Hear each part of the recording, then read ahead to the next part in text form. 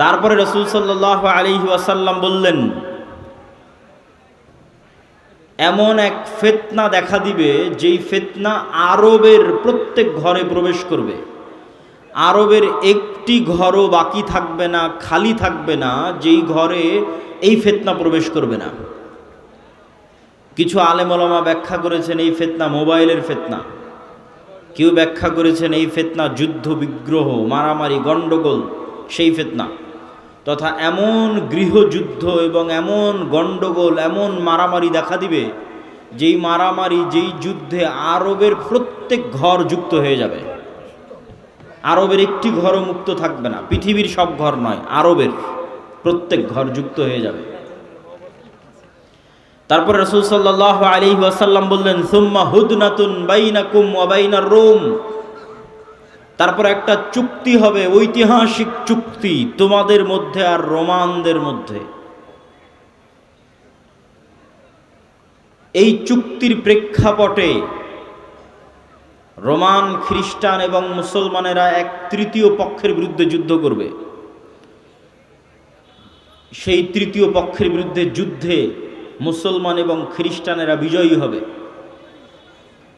তারপরে কোনো একজন খ্রিস্টান ক্রুশ উঁচিয়ে ধরে বলবে, এটার কারণে আমরা বিজয় হয়েছি। তখন এক মুসলমান ক্ষিপ্ত হয়ে গিয়ে ওই ক্রুশকে ভেঙে দিবে, কিছু বর্ণনায় আছে ওই ব্যক্তিকে হত্যা করবে। স্বেচ্ছাসেবক ভাইদের অনুরোধ করব, আপনারা পিছনে বসার ব্যবস্থা করেন। বসার ব্যবস্থা না থাকার কারণে মানুষ দাঁড়িয়ে আছে। তো ক্রুশ ভেঙে ফেলা অথবা ক্রুশ উত্তোলনকারী ব্যক্তিকে হত্যার মাধ্যমে রোমান খ্রিস্টান এবং মুসলমানেরা মুখোমুখি দাঁড়িয়ে যাবে। আর রোমান খ্রিস্টানদের সাথে মুসলমানদের এই যুদ্ধ হবে পৃথিবীর ইতিহাসের সবচেয়ে ভয়াবহ যুদ্ধ। মালহামা নামটি এখন অনেক পরিচিত, আর ইংরেজিতে আরমাগেডন নামটি অনেক পরিচিত। বাইবেলের প্রফেসি অনুযায়ী শেষ জামানায় এক ভয়ঙ্কর যুদ্ধ হবে, যেটিকে তারা বলে আরমাগেডন, ভয়ঙ্কর যুদ্ধ। ওইটারই ইসলামিক টার্মিনোলজি পরিভাষা অনেকেই মনে করে যে আল মালহামা বা আল মালহামা আল কুবরা, ভয়ঙ্কর যুদ্ধ। যেই যুদ্ধের মতো ভয়ঙ্কর যুদ্ধ অতীতে কোনোদিন হয়নি, পরে ভবিষ্যতে আর কোনোদিন হবে না। এই যুদ্ধটা কাদের কাদের মধ্যে সংঘটিত হবে? খ্রিস্টান রোমানদের মধ্যে এবং মুসলমানদের মধ্যে। রাসূলুল্লাহ সাল্লাল্লাহু আলাইহি ওয়াসাল্লামের ভাষা অনুযায়ী সেই দিন খ্রিস্টানেরা একত্রিত হবে তাহতা সামানিনা রায়া, ৮০টি পতাকার অধীনে। তাহতা কুল্লি রায়াতিন, প্রত্যেক পতাকার অধীনে ইসনা আশারা আলফ, ১২,০০০ করে সেনাবাহিনী থাকবে, যোদ্ধা, ফাইটার। তো ৮০টি পতাকার অধীনে ১২,০০০ করে সেনাবাহিনী থাকলে ক্যালকুলেটরে চাপলে দেখবেন প্রায় ৯.৫ লক্ষ থেকে ১০ লক্ষ মানুষ নয়, শুধু যোদ্ধা, তথা ১০ লক্ষ যোদ্ধা একত্রিত হবে মুসলমানদের বিরুদ্ধে যুদ্ধ করার জন্য। রাসূল সাল্লাল্লাহু আলাইহি ওয়াসাল্লাম এই যুদ্ধের জায়গার নামও বলে দিয়েছেন, বলেছেন লা তাকুমুস সাআ, ততদিন কিয়ামত হবে না যতদিন না হাত্তা তুকাতিলুনার রোম, যতদিন না তোমরা রোমানদের বিরুদ্ধে যুদ্ধ করেছো বিল আমাক আও বিদাবেক, আমাক এবং দাবেক নামক জায়গায় যতদিন না তোমরা রোমানদের বিরুদ্ধে যুদ্ধ না করেছো ততদিন কিয়ামত হবে না। তো এই আমাক এবং দাবেক নামক জায়গাটি বর্তমান সিরিয়া এবং তুরস্কের সীমান্তবর্তী অঞ্চল। সিরিয়ার সীমান্তবর্তী ইদলিব, আলেপ্পো, আরবিতে বলে হালব, ইংরেজিতে বলে আলেপ্পো। এই হালব বা আলেপ্পোর হচ্ছে তুরস্কের সাথে লাগানো একটি সিরিয়ার শহর। এই সীমান্তবর্তী অঞ্চলেই এই জায়গাগুলো আছে মর্মে যারা ইতিহাসবিদ, যারা মানচিত্র নিয়ে গবেষণা করেন তাদের দাবি। আল্লাহু আলাম। এই যুদ্ধের ভয়াবহতা বলতে গিয়ে রাসূলুল্লাহ সাল্লাল্লাহু আলাইহি ওয়াসাল্লাম বললেন, সেই দিন এই যুদ্ধে এত মানুষ মারা যাবে। আর এক বর্ণনা অনুযায়ী এই যুদ্ধ প্রায় ৪ দিন ব্যাপী চলবে, পঞ্চম অথবা ষষ্ঠতম দিনে গিয়ে বিজয় হবে, অথবা চতুর্থ। তো ৪ দিন যুদ্ধ চলবে। প্রথম ৩ দিন ফলাফল ছাড়াই যুদ্ধ শেষ হবে, শুধু মৃত্যু আর লাশ, লাশের সারি আর মৃত্যু। আর চতুর্থতম, পঞ্চমতম অথবা ষষ্ঠতম দিনে গিয়ে বিজয় নির্ধারণ হবে মুসলমানদের। লাশের সংখ্যা এবং সারি বলতে গিয়ে রাসূল সাল্লাল্লাহু আলাইহি সাল্লাম বলেছেন যে একটি পাখি যদি আকাশে উড়ে তাহলে 1 মাস উড়লেও মানুষের লাশ যেহেতু শেষ হবে না, লাশের দুর্গন্ধ যেহেতু শেষ হবে না, সেহেতু পাখি দুর্গন্ধ মুক্ত ফাঁকা জায়গায় বসতেও পারবে না। পাখি পড়ে মারা যাবে, তবুও কোনো ভালো বসার মতো ফাঁকা জায়গা পাবে না 1 মাস উড়লেও। তাহলে এখান থেকে একটা পাখিকে উড়িয়ে দিলে 1 মাসে সে যতদূর যাবে, এই পুরো এরিয়া যদি চতুর্দিক থেকে মাপা হয় তো দেখা যাবে সবই লাশ। তাহলে কত লক্ষ কত কোটি মানুষের লাশ হতে পারে আল্লাহু আ'লাম। রাসূল সাল্লাল্লাহু আলাইহি ওয়াসাল্লাম বলছেন, গনিমতের বন্টনে কেউ সন্তুষ্ট হবে না। কেন? ওয়ারিসই নাই। সন্তুষ্টি কেমনে হবে? ওয়ারিস নাই। ওয়ারিস নাই কেন?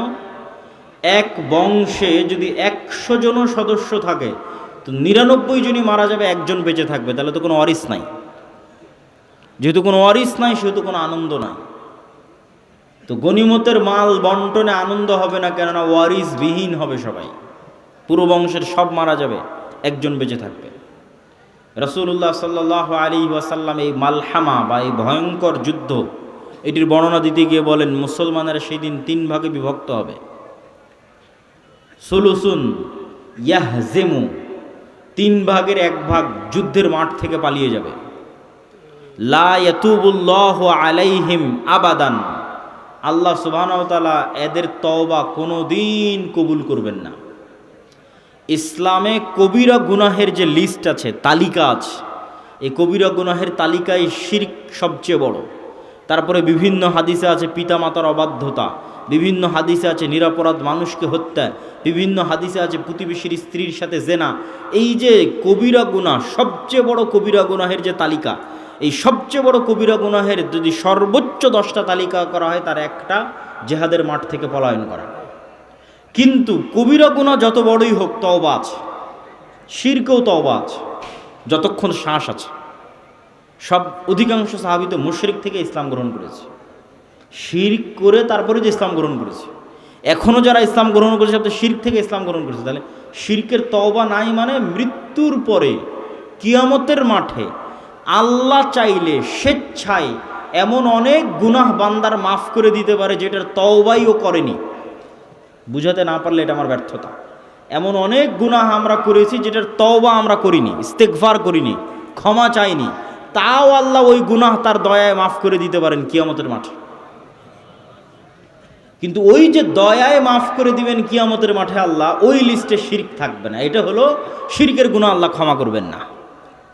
যে বান্দা যদি লাউ আতাইতুম, তুমি যদি আসো বিকরাবিল আরদি খাতায়া, আসমান জমিন পূর্ণ গুনাহ নিয়ে, তাহলে আমি আল্লাহ আসমান জমিন পূর্ণ ক্ষমা নিয়ে উপস্থিত হব। তো এই যে আসমান জমিন পূর্ণ গুনাহের কোনো গুনাহ আপনি জানেন, কোনো গুনাহ ভুলে গেছেন, কোনোটার তওবা করেছেন, কোনোটা করেননি, তাও আল্লাহ দয়া করে মাফ করে দিবে। কিন্তু করবেন না কোনটা? শিরক। কিন্তু যতক্ষণ শ্বাস আছে ততক্ষণ সব গুনাহের ক্ষমা আছে, শিরকেরও ক্ষমা আছে। তো রাসূল সাল্লাল্লাহু আলাইহি ওয়াসাল্লাম বলছেন, যারা ওই যুদ্ধের মাঠ থেকে পলায়ন করবে এদের তওবা কবুল হবে না। 3 ভাগের 1 ভাগ, সুলুসুন, 3 ভাগের 1 ভাগ শহীদ হয়ে যাবে আল্লাহর রাস্তায়। রাসূল সাল্লাল্লাহু আলাইহি ওয়াসাল্লাম বলছেন তারা হচ্ছেন আফজালু শুহাদাইল আরজ, পৃথিবীর সর্বশ্রেষ্ঠ শহীদ। আল্লাহু আকবার। তারপরে বলছেন 3 ভাগের বাকি 1 ভাগ, 1 ভাগ তো পালিয়ে গেল, 1 ভাগ মরে শেষ, আর 1 ভাগ তারা বিজয়ী হবে। এরা বিজয়ী হওয়ার পর এই বিজয়ী দল ইয়াফতাতিহুনাল কুসতুনতুনিয়া, কনস্টান্টিনোপল বিজয় করবে। এই কনস্টান্টিনোপল, কুসতুনতুনিয়া হচ্ছে আজকের তুরস্কের ইস্তাম্বুল, যেটা দীর্ঘদিন তুরস্কের রাজধানী ছিল। এখন রাজধানী আঙ্কারা, কিন্তু ইস্তাম্বুল সবচেয়ে ঐতিহাসিক শহর।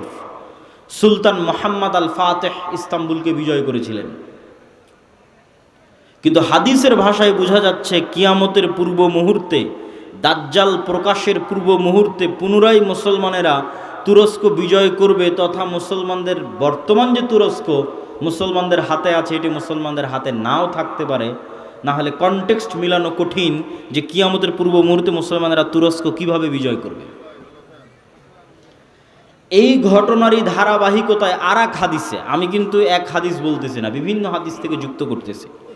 আর এক হাদিসে রাসূলুল্লাহ সাল্লাল্লাহু আলাইহি ওয়াসাল্লাম বলেন, ততদিন পর্যন্ত কিয়ামত হবে না যতদিন না বানু ইসহাকের 70,000 মানুষ, ইসহাক আলাইহিস সালাতু ওয়াস সালামের বংশের, ইব্রাহিম আলাইহিস সালাতু ওয়াস সালামের বংশের 70,000 মানুষ যতদিন না এমন এক শহরে যুদ্ধ করছে, মদিনাতুন, এমন এক শহরে যুদ্ধ করছে, জানিবুহাল বার ওয়া জানিবুহাল বাহর, যার এক পাশে সমুদ্র আর এক পাশে সমতল। কোন শহর? আলেম ওলামা মতভেদ করেছেন। কেউ বলেছেন এটি ইতালির রাজধানী রোম, কেউ বলেছেন এটি তুরস্কের ইস্তাম্বুল, কুস্তুনতুনিয়া, কনস্টান্টিনোপল। ইতালির রাজধানী রোম হওয়ার পক্ষে আর একটা জয়ীফ হাদিস আছে, যে রাসূল সাল্লাল্লাহু আলাইহি ওয়াসাল্লামকে জিজ্ঞেস করা হচ্ছে যে উম্মতে মুহাম্মাদি কোন শহর আগে বিজয় করবে কিয়ামতের পূর্ব মুহূর্তে, কুস্তুনতুনিয়া না রোমিয়া, কিন্তু হাদিসের সানাদ দুর্বল। তো এমন এক শহর, যেই শহরের কিন্তু এখন যেটা অনুবাদ করতেছি এটা সহিহ বুখারী মুসলিমের হাদিসগুলো অনুবাদ করতেছি, যেগুলো আমি পূর্ণ অনুবাদ করতেছি এগুলো, তথা কিয়ামতের পূর্ব মুহূর্তে যা ঘটবে তার সবচেয়ে বিশুদ্ধ যেগুলো হাদিস। তো রাসূল সাল্লাল্লাহু আলাইহি ওয়াসাল্লাম বললেন এমন এক শহর বিজয় করবে বানু ইসহাকের, ইব্রাহিম আলাইহিস সালাতু ওয়াস সালাম, ইসহাক আলাইহিস সালাতু ওয়াস সালামের বংশের 70,000 মানুষ, যেই শহরের এক পাশে সমুদ্র আর এক পাশে সমতল, কিন্তু ওই যুদ্ধ হবে বিদুন সিলাহ, লা ইয়ারমুনা আইয়ু সাহমিন, না তারা কোনো তীর নিক্ষেপ করবে না তরবারি চালাবে, কোনো অস্ত্র ছাড়া বিজয় হবে। কিসের মাধ্যমে বিজয় হবে? তারা শুধু মুখে উচ্চারণ করবে লা ইলাহা ইল্লাল্লাহু আল্লাহু আকবার।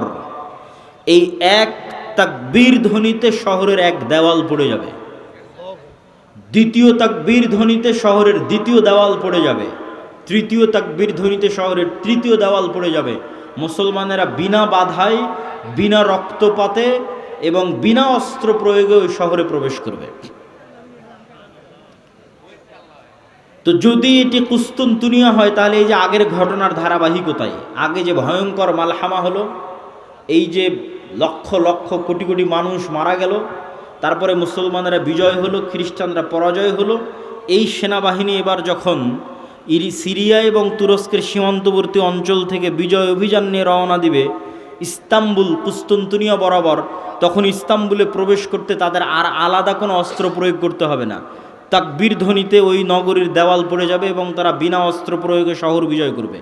অথবা ওই আগের হাদিসে কুস্তুনতুনিয়া বিজয় হয়ে গেছে, কুস্তুনতুনিয়া বিজয়ের পর এই বিজয় কাফেলা চলতেই থাকবে, ম্যাপ চেক করলে বুঝবেন, চলতে চলতে চলতে পৌঁছে যাবে ইতালির রাজধানী রোমে। যখন ইতালির রাজধানী রোমে পৌঁছবে তখন আর এখানে কোনো অস্ত্র প্রয়োগ করতে হবে না, তাকবীর ধ্বনিতে শহর বিজয় হয়ে যাবে। দুটের যে কোনো একটা আল্লাহ সুবহানাহু ওয়া তাআলা ভালো জানেন। এই দুই বিজয়ের অথবা এক বিজয়ের, কুস্তুনতুনিয়া বিজয় অথবা কুস্তুনতুনিয়ার পরে রোম বিজয়, ইতালির রাজধানী রোম বিজয়, এই দুই বিজয়ের কোনো এক বিজয়ের পরে আড়াল থেকে, বেশিরভাগ হাদিসে আছে কুস্তুনতুনিয়া বিজয়ের পর, শয়তান চিৎকার করে বলবে দাজ্জাল তোমাদের বাড়িতে প্রবেশ করে গেছে, কিন্তু এটা মিথ্যা সংবাদ হবে।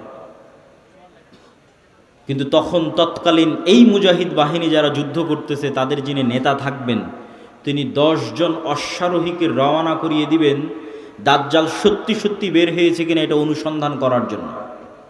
তো রাসূলুল্লাহ সাল্লাল্লাহু আলাইহি ওয়াসাল্লাম বলছেন এই যে 10 জন বের হবে, আসমাহুম ওয়া আসমা আবাইহিম, এদের নাম, এদের বাপ দাদার নাম, এদের গায়ের রং, এদের ঘোড়ার গায়ের রং সব আমি এখন বলে দিতে পারবো, এখন যেন আমি দেখতে পাচ্ছি। কিন্তু তিনি বলেননি, কিন্তু তিনি জানতেন যে কোন 10 জন, তাদের নামও তিনি জানেন, তাদের বংশও তিনি জানেন, তাদেরকে রওনা করিয়ে দেওয়া হবে।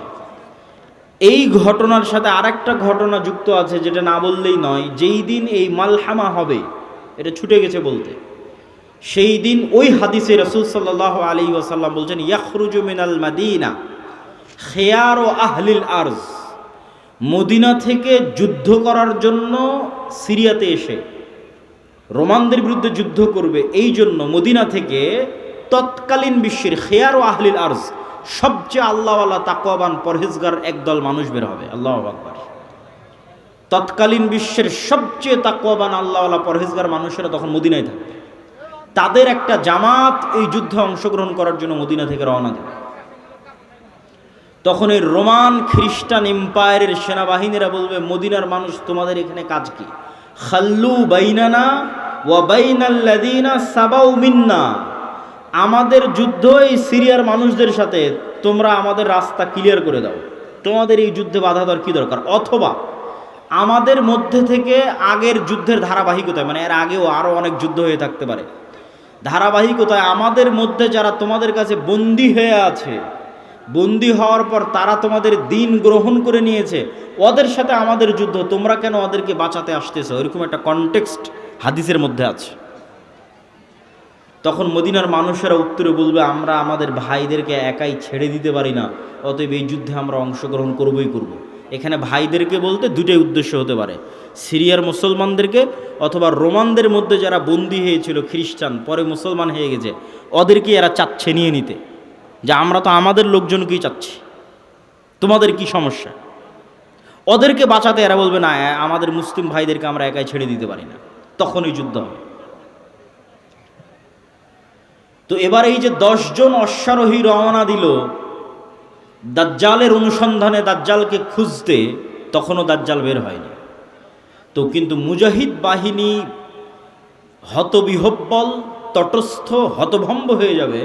কেননা দাজ্জালের ফিতনা পৃথিবীর সবচেয়ে বড় ফিতনা। আদম আলাইহিসসালাতু ওয়াসসালাম যেই ফিতনায় পা দিয়ে জান্নাত থেকে বের হয়ে গেছেন, ওটাও ফিতনা।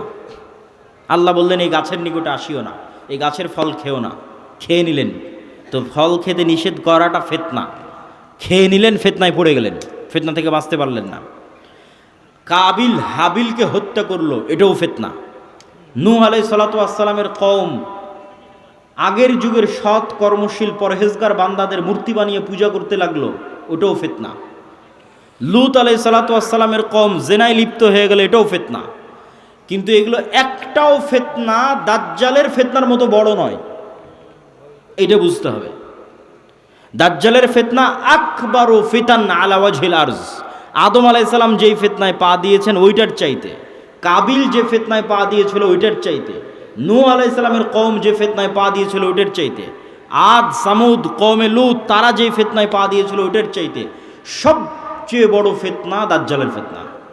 আর এই ফিতনা মোকাবেলা করবে উম্মতে মুহাম্মাদি, সর্বশ্রেষ্ঠ উম্মত মোকাবেলা করবে পৃথিবীর সবচেয়ে বড় ফিতনার। কেন দাজ্জালের ফিতনা সবচেয়ে ভয়ঙ্কর, এটাও বুঝতে হবে আপনাকে। আমি স্বেচ্ছাসেবক ভাইদের আবারও দৃষ্টি আকর্ষণ করছি যে আমাদের ডানে লোকজনের সংখ্যা বেশি হয়ে যাচ্ছে, পিছনে একটু বসার ব্যবস্থা এবং বামে এখনও ফাঁকা আছে। বামে একটু বসার ব্যবস্থা এবং মানুষজনকে এইদিকেও একটু বসার জন্য উদ্বুদ্ধ করা। প্রিয় উপস্থিতি, কেন দাজ্জালের ফিতনা সবচেয়ে ভয়াবহ? দেখেন, কওমে নূহ আলাইহিস সালামের কওম যখন বড় বড় আল্লাহওয়ালা পীর বুজুর্গ দিনদার মানুষের মূর্তি বানালো, তখন তারাও জানতো যে এই মূর্তির কোনো ক্ষমতা নাই। ইয়া আবাতি লিমা তা'বুদু মা লা তাসমাউ। ইব্রাহিম আলাইহিস সালাম বাপকে বলছে, হে আমার বাপ, এমন মূর্তির কেমনে ইবাদত করো যে শুনতেও পায় না, দেখতেও পায় না। যে মূর্তির ইবাদত করতো অথবা এখনো করে, তাদের সাথে কোরআনের যে তর্ক বিতর্ক, ওই তর্ক বিতর্কের মানদণ্ড হচ্ছে তোমরা যেই সমস্ত বাতিল ইলাহের পূজা করো এদের রব হওয়ার ক্ষমতা নাই। রব হওয়ার ক্ষমতা নাই মানে কথা বলার ক্ষমতা নাই, শোনার ক্ষমতা নাই, দেখার ক্ষমতা নাই, সৃষ্টির ক্ষমতা নাই। এরা একটা মাছি বানাতে পারবে না, মশা বানাতে পারবে না। এরা একটা খেজুরের বিচির দানার উপরের যে পাতলা আবরণ থাকে ওটার পর্যন্ত এরা মালিক নয়। তাহলে যে রব নয়, ও ইবাদতের যোগ্য কেমনে হয়? রব তো আমি, আসমান জমিন আমি বানিয়েছি, সূর্য চন্দ্র আমি বানিয়েছি, ইবাদত আমার করো, এই দিয়ে কোরআন পরিপূর্ণ। এটা মানুষের বুঝতে সহজ যে এর ক্ষমতা নাই, কেন এর ইবাদত করব। কিন্তু এই কনটেক্সট অচল হয়ে যাবে যখন দাজ্জাল আসবে। কেননা দাজ্জাল রব যা যা করতে পারে তার প্রায় সব কিছুই করে দেখাবে। এই জন্য দাজ্জালের ফিতনা সবচেয়ে ভয়াবহ, ভয়ঙ্কর ফিতনা। মা কালী, মা দুর্গা আর শাহজালাল আর শাহপরাণ, যাদেরই মানুষ আল্লাহ বাদ দিয়ে ইবাদত করছে, আর ঈসা আলাইহিস সালাতু ওয়াস সালাম আর মারিয়াম আলাইহিস সালাতু ওয়াস সালাম আর যাদেরই ইবাদত করছে, তারা কেউ এখন আপনাকে দেখাতে পারবে না যে আমি আকাশকে আদেশ দিলাম আকাশ বৃষ্টি বর্ষণ করবে। আমি জমিনকে আদেশ দিলাম জমিন ফসল উৎপাদন করবে, জান্নাত দেখালাম জান্নাতে ঢুকে যাও, জাহান্নাম দেখালাম জাহান্নামে ঢুকে যাও, মৃতকে জীবিত করে দিলাম। এইরকম একচ্ছত্র কন্ট্রোল যা একমাত্র রবের থাকে তার কারণ নাই, ফলত ওদেরকে বাতিল ইলাহ প্রমাণ করা সহজ।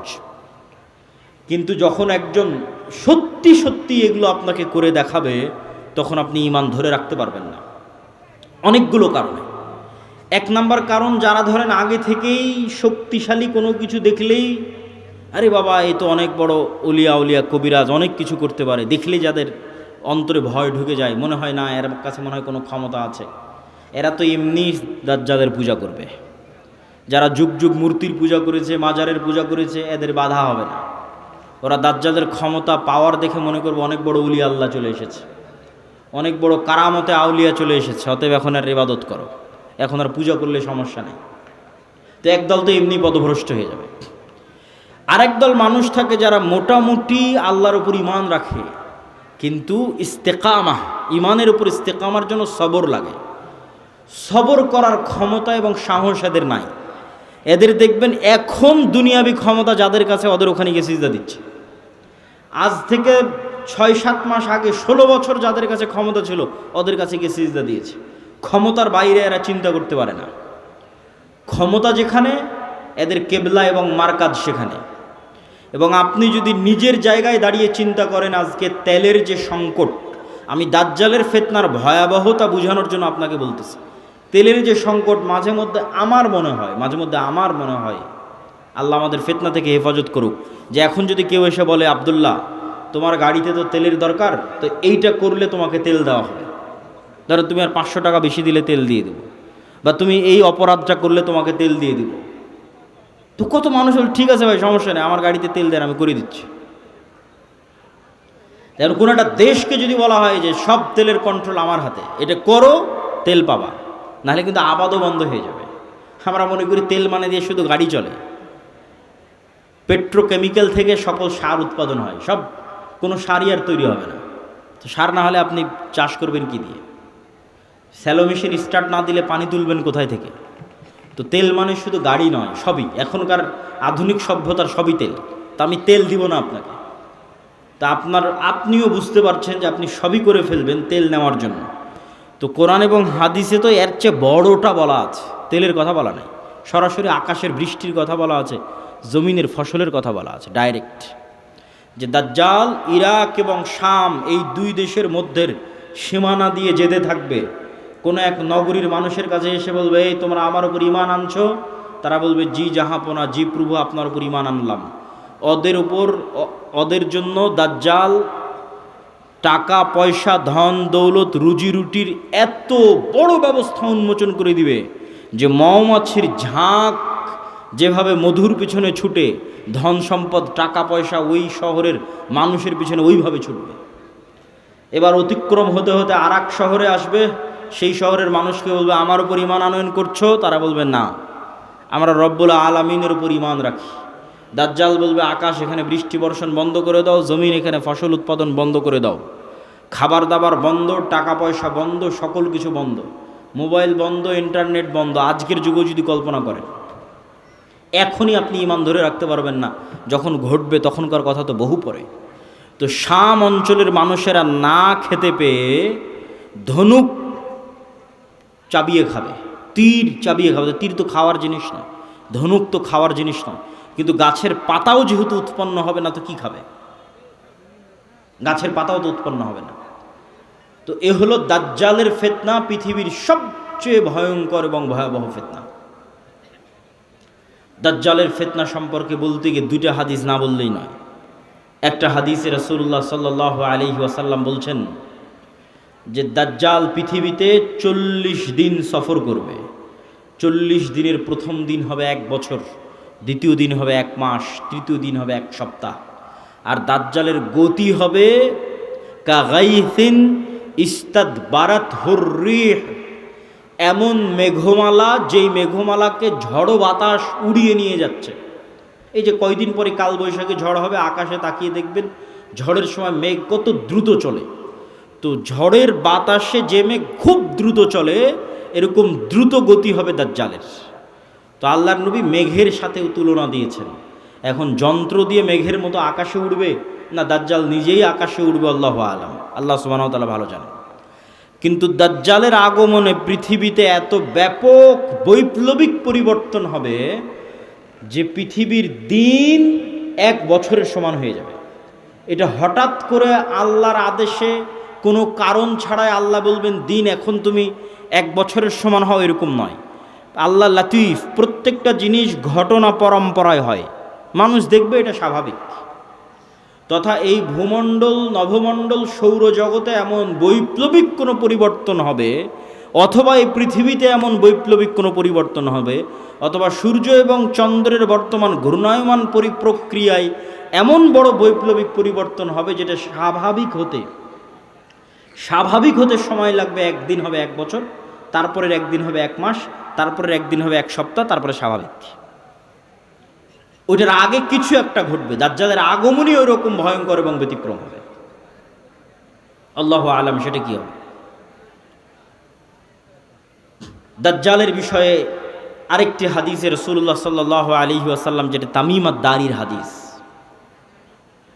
যারা 30 দিন সমুদ্রে লাইবা বিহিমুল মাউজ শাহরান কামিলান, সমুদ্রের ঝড়ো বাতাস এবং ঢেউ 1 মাস যাবৎ তাদেরকে কোথায় নিয়ে গেছে কোনো কন্ট্রোল ছিল না নৌকার উপর।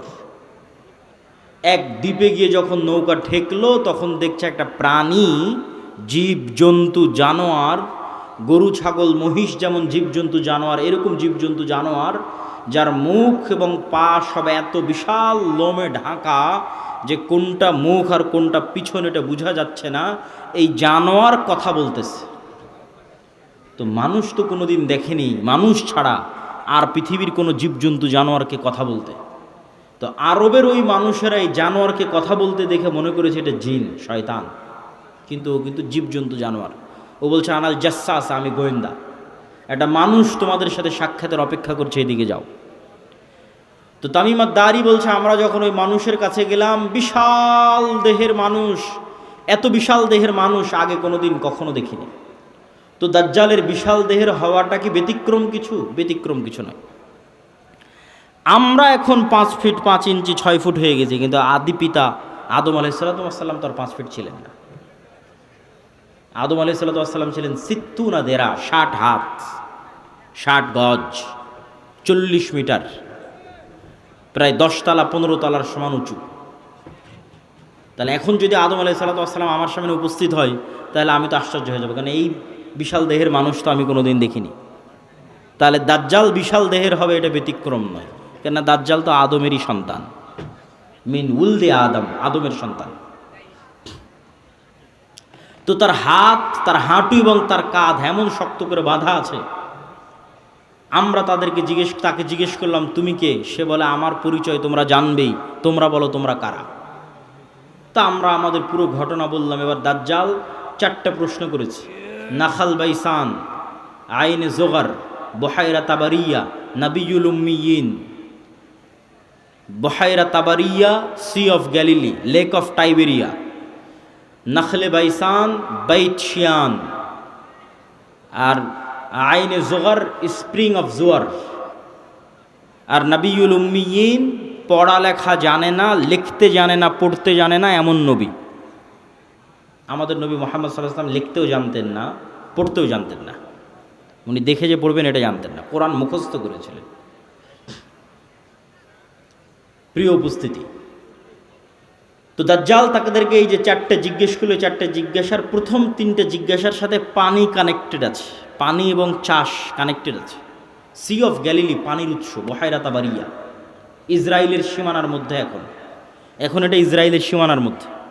বাইবেলের প্রফেসি অনুযায়ী তথা বাইবেলের বর্ণনা অনুযায়ী ঈসা আলাইহিস সালাম যত মোজেজা দেখাতেন সব এই সাগরে, এই সাগরের আশেপাশে, এই লেক, এই হ্রদ, এই খালের আশেপাশে।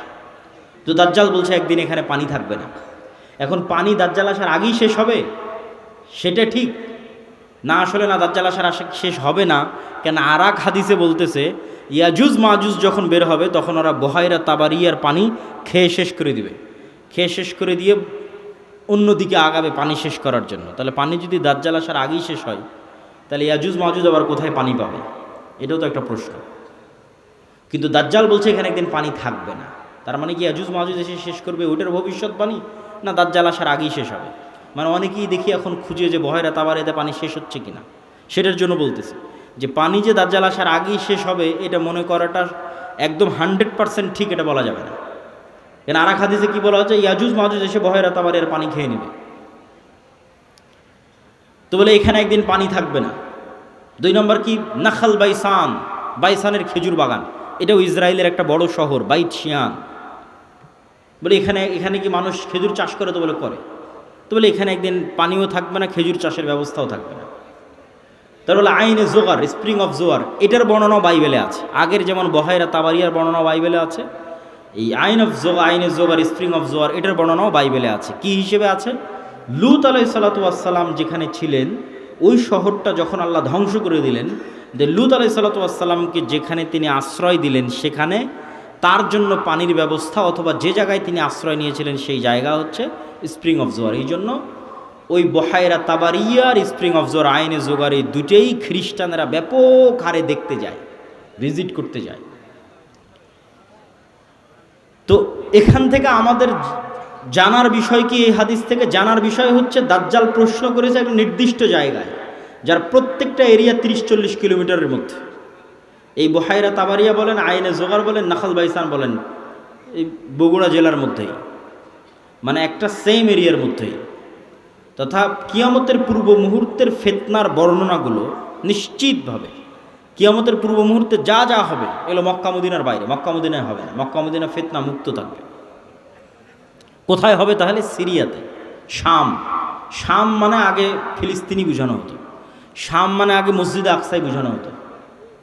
শাম মানে আজকের শাম নয়, তথা মসজিদে আকসা এবং এর আশেপাশের অঞ্চল যেগুলোতে এখন ইসরায়েল, ফিলিস্তিন, জর্ডান, এই যে অঞ্চলগুলো এবং এখনকার যে সিরিয়া, সব কিছু এই অঞ্চলে হবে। দাজ্জালের এই সংক্ষিপ্ত বর্ণনা এবং দাজ্জালের ফিতনার এই সংক্ষিপ্ত বর্ণনার পরে কি হবে? ওই যে মুজাহিদ বাহিনী যারা দাজ্জালের মিথ্যে সংবাদ শুনে এবার দেমাশকে ফিরে আসবে, যুদ্ধ বিজয় অভিযান বাদ, কেন এটা ভয়ঙ্কর ফিতনা। এই ভয়ে দাজ্জাল আসলে বের হয়েছে কিনা, যুদ্ধ বাদ দিয়ে সবাই ফিরে আসবে তাদের যেটা সেন্টার, তাদের সেন্টার দামেস্ক। যুদ্ধ যদি রোম পর্যন্ত গিয়ে থাকে, ইতালির রাজধানী, ওখান থেকেও ফিরে দামেস্কে আসবে। যদি তুরস্কের রাজধানী ইস্তাম্বুল পর্যন্ত গিয়ে থাকে, ওখান থেকে ফিরে দামেস্কে আসবে। এবার দামেস্কে আসতে আসতে সত্যি দাজ্জাল বের হয়ে যাবে। এবার রিয়ালি প্রকৃত অর্থে দাজ্জাল বের হয়ে গেছে।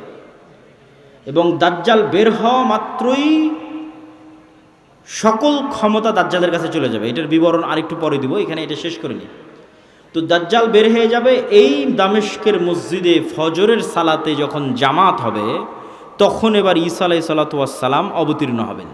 কেননা দাজ্জালের ফিতনা যেই লেভেলের অলৌকিক, ওইটা মোকাবেলা করার জন্য ওই লেভেলের অলৌকিক লাগবে।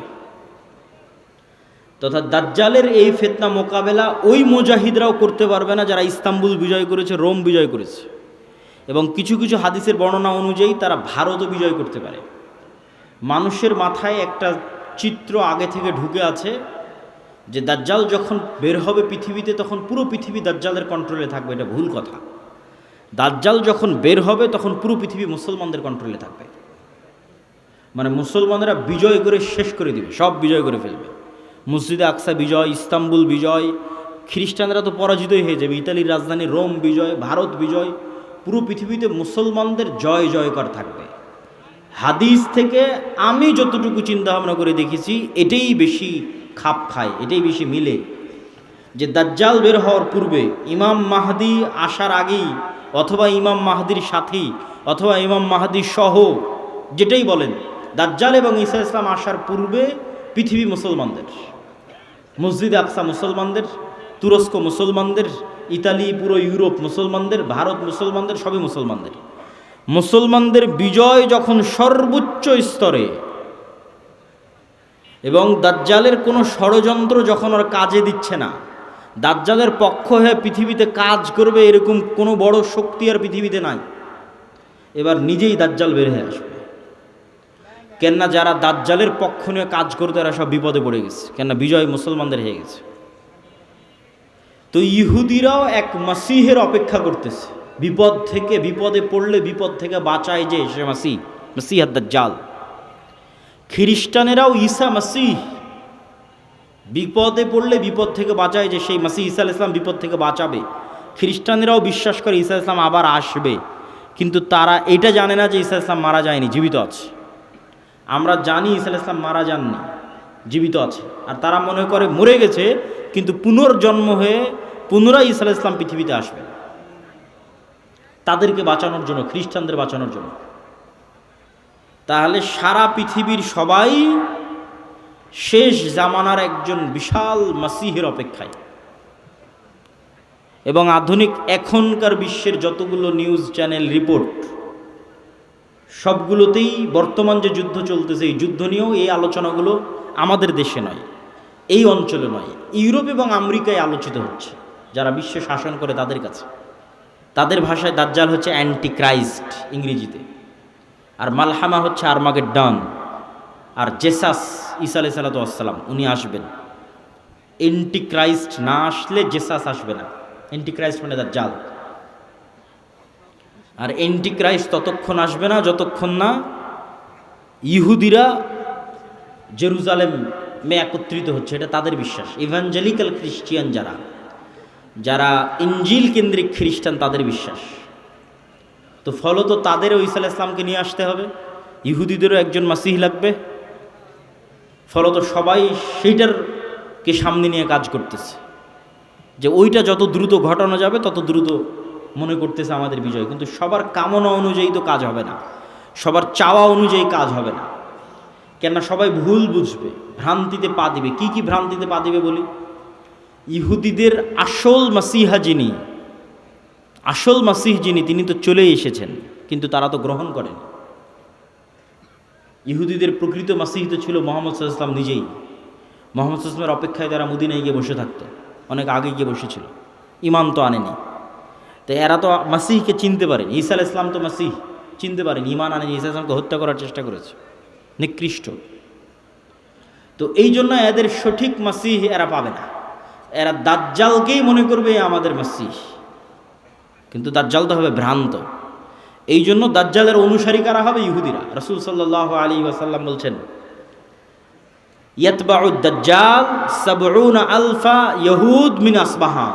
ইরানের ইস্পাহান শহরের ৭০,০০০ ইহুদি দাজ্জালের অনুসারী হবে।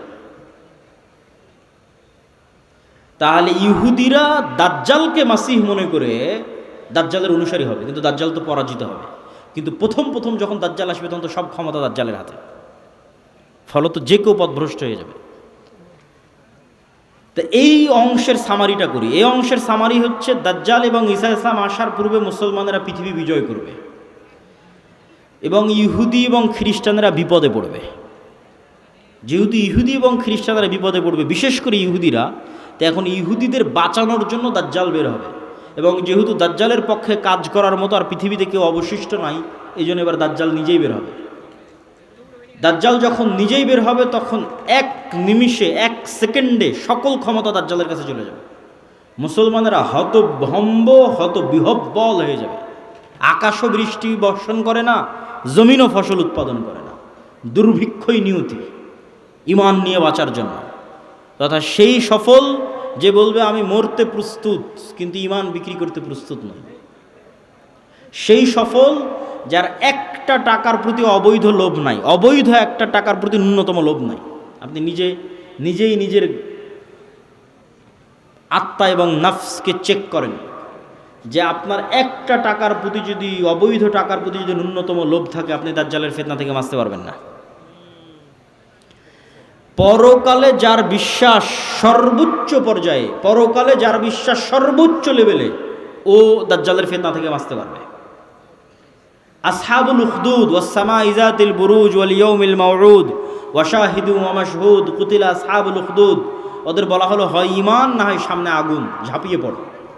তো ওরা বলল আমরা আগুনেই ঝাঁপিয়ে পড়ব। তো ওরা আগুনে কেমনে ঝাঁপিয়ে পড়বে এটা ছাড়া সম্ভব নয় ঝাঁপিয়ে পড়া, যদি ওই আগুনে জান্নাত না দেখে।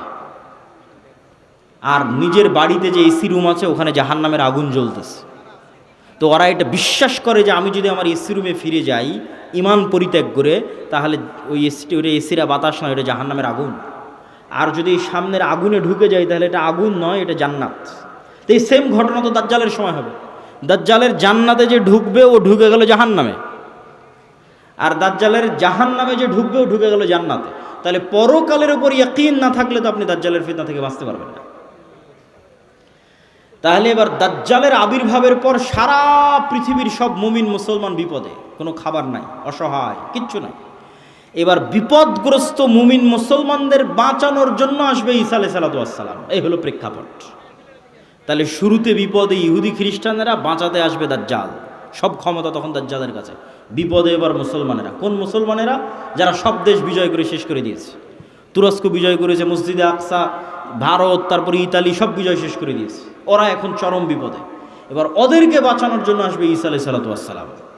ঈসা আলাইহিস সালামও এমন অলৌকিক ক্ষমতা নিয়ে আসবেন যে তার নিঃশ্বাস যতদূর পর্যন্ত যাবে, নিঃশ্বাসে কাফের মারা যাবে। আল্লাহু আকবার, আল্লাহু আকবার।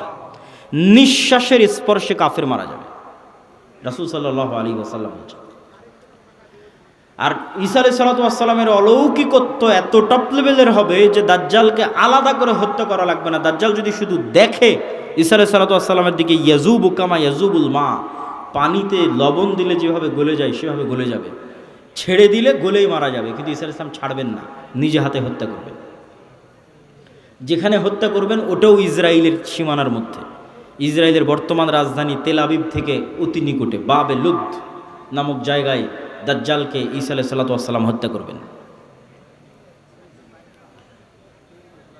তো যেই ঈসা আলাইহিস সালাম এবং যেই মুমিন মুজাহিদেরা পৃথিবীর সবচেয়ে বড় ফিতনা দাজ্জালকে হত্যা করলো, তাদেরকে এবার আল্লাহ বলবে, তোমরা তো এত বড় ফিতনা মোকাবেলা করলা, এখন আমার এমন একদল বান্দা বের হবে, ইয়াখরুজু ইবাদি লা ইয়াদানি লি আহাদিন, কারো পক্ষে সম্ভব নয় যে আমার ওই বান্দাদের মোকাবেলা করে।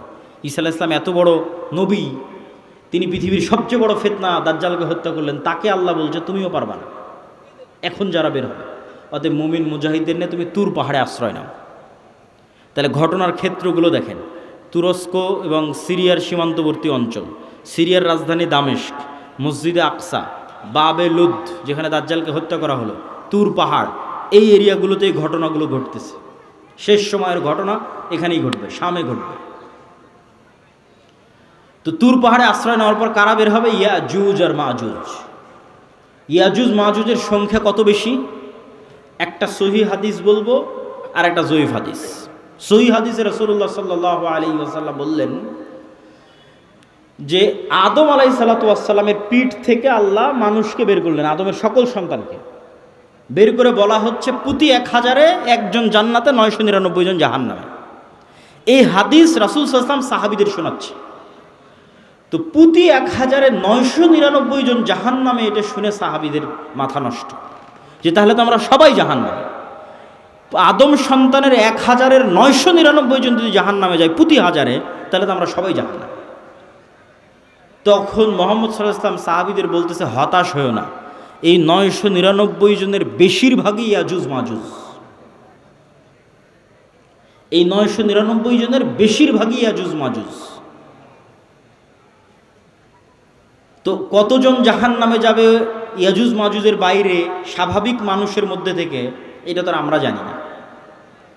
তো এই জন্য নির্ধারিত করে বলা মুশকিল, কিন্তু এতটুকু অন্তত বোঝা যায়, আইডিয়া করা যায় যে আদম আলাইহিস সালাম থেকে নিয়ে কিয়ামত পর্যন্ত যত মানুষ আসবে তাদের কয়েক শত গুণ হচ্ছে ইয়াজুজ মাজুজ।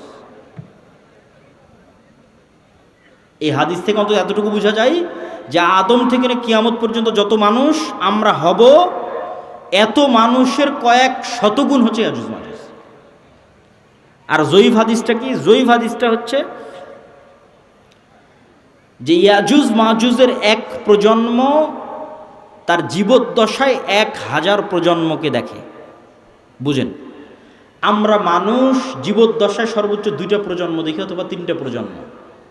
আমি, আমার বাপ, আমার দাদা, আমার দাদা তার ছেলেকে দেখেছে, তার ছেলে আব্দুল্লাহকে দেখেছে, তাহলে 2 প্রজন্ম দেখেছে।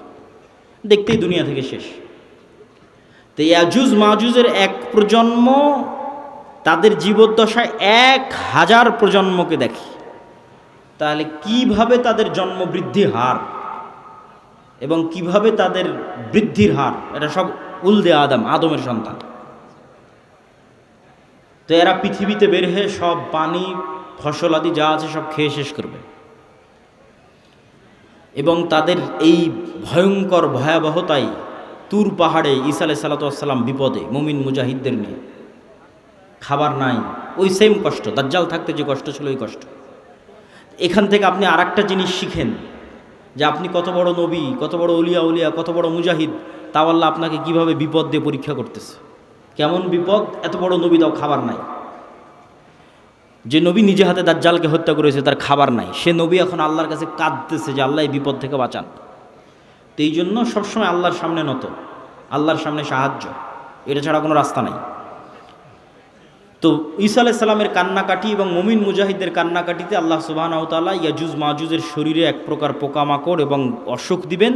তারা মারা যাবে কেমন করে? হাদিসের বাক্যটা শোনেন, কামাউতি নাফাসিন ওয়াহিদিন। একটা মানুষ মারা গেলে যা হয়, পুরো ইয়াজুজ মাজুজ একসাথে ওইভাবে মারা যাবে যেন একটা মানুষ মারা গেল।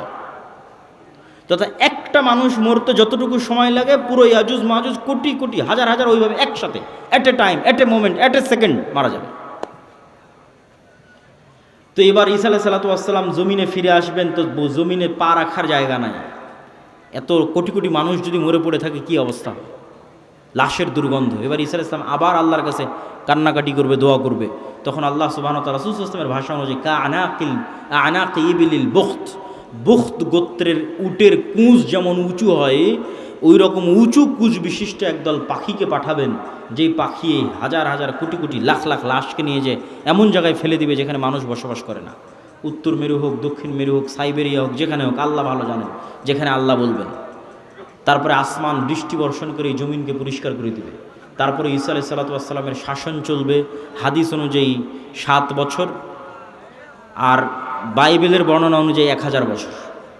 তো 7 বছর ঈসা আলাইহিস সালামের এই শাসনে এতটা নিরাপত্তা এবং শান্তি বিরাজ করবে যে এতদিন যত যুদ্ধ বিগ্রহের সামগ্রী ছিল এগুলো কাজে লাগবে না, ওগুলো জ্বালিয়ে পুড়িয়ে দেওয়া ছাড়া কোনো কাজ নাই। আর এত বরকত আসমান এবং জমিন উন্মুক্ত করে দিবে যে একটা ডালিম একটা গ্রাম খাবে, একটা গাভীর দুধ একটা পুরো বংশ খাবে, এত বরকতে আল্লাহ পরিপূর্ণ করে দিবে। তারপরে এক শীতল বাতাসে মুমিন মুসলিম এবং ঈসা আলাইহিস সালাম সবাই মারা যাবে, শুধু ফাসিক এবং ফাজেরেরা পৃথিবীতে থাকবে। এবার যত হাদিস শুনেছেন এই ধরনের, যে পৃথিবীতে এমন একদিন আসবে যে কোরআন পড়ার কেউ থাকবে না, এখন সেগুলো আল্লাহ নাম নেওয়ার কেউ থাকবে না, এগুলো ঈসা আলাইহিস সালামের মরার পর। মানুষ জেনায় লিপ্ত হবে খোলা মাঠে কুকুর শ্রীগালের মতো, লজ্জা বুঝবে না, এগুলো ঈসা আলাইহিস সালামের আগে নয়। ঈসা আলাইহিস সালামের আগে কোরআন থাকবে, দিন থাকবে, এটা তো পূর্ণতায় পৌঁছে যাবে। এখন পতন দেখতে পাচ্ছেন, কিন্তু আল্লাহ মুতিম্মু নূরিহি আগেই বলে নিয়েছে আয়াতগুলো, এই দিন তো সারা পৃথিবী বিজয় করবে, আর এই বিজয় ধারা তো ঈসা আলাইহিস সালামের আসার আগেই শুরু হয়ে যাবে। তাহলে কিভাবে কোরআন হাদিস শেষ হবে? শেষ হবে না, এগুলো আরও বাড়বে। কিন্তু এটা শেষ যে হবে সেটা কখন? ঈসা আলাইহিস সালামের মরার পর। তখন আর নাই, তখন কোরআন নাই, হাদিস নাই, আল্লাহর নাম নাই, মানুষের লজ্জা উঠে যাবে। এই ফাসিক ফাজেরের উপর আল্লাহ সুবহানাহু ওয়া তাআলা কিয়ামত কায়েম করবেন। প্রিয় উপস্থিতি, আমি আমার বক্তব্য দীর্ঘায়িত করতে চাই না, এই পুরো ঘটনা থেকে যা